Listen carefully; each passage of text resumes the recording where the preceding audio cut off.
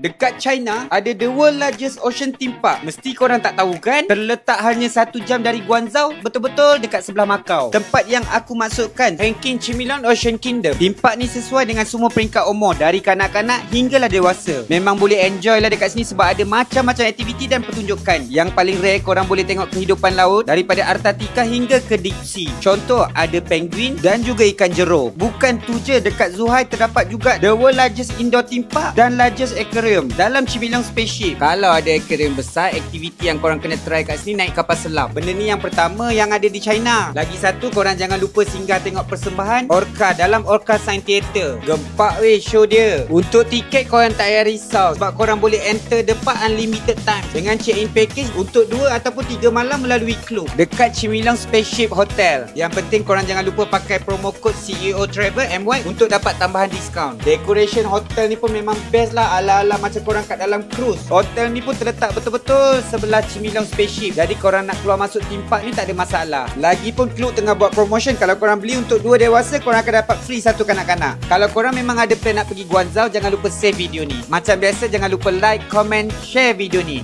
Apa-apa pun, jom ikut aku travel.